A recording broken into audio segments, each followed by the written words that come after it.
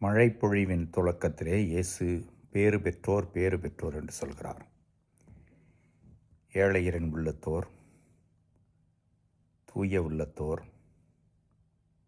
கனிவுடையோர், துன்பத்தை தாங்கிக் கொள்வோர், நீதியின்படி வாழ்வோர், இரக்கமுடையோர், எல்லாவற்றையும் ஒரு பட்டியலாக எடுத்து வைத்துக் கொள்வோம்.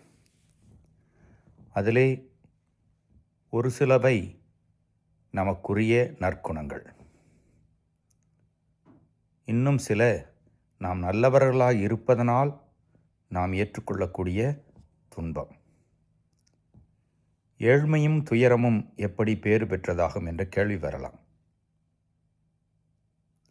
உலகம் எதெல்லாம் பெருமைக்குரியது, பேறு பெற்றது என்று நினைத்து கொண்டிருக்கிறதோ அதெல்லாம் முடிவில் அவ்வாழ்வுக்கு நமக்கு துணையாய் போகாது. ஆனால் இயேசு கூறிய இந்த பெயாட்டிடியூட்ஸ் என்று ஆங்கிலத்தில் அழைக்கப்படுகின்ற இந்த பேறு பெற்றவைகள், மகிழ்ந்து களி கூறுங்கள்,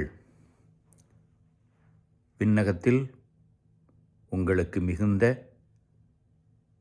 பரிசு கிடைக்கும். முடிவில்லா வாழ்வுதான் அது. நம்மையே நாம் மீண்டும் ஒரு முறை ஆய்வு செய்து பார்த்துக் கொள்வோம்.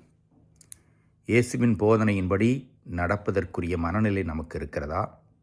இந்த பேறு பெற்ற நிலையை, நீ பேறு பெற்றவன் பேறு பெற்றவள் என்று நம்மை பார்த்து ஒரு நாள் இயேசு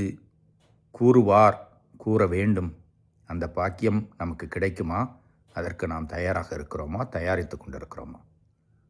இறைவன் என்னும் வாழ்த்து பெறுவாராக.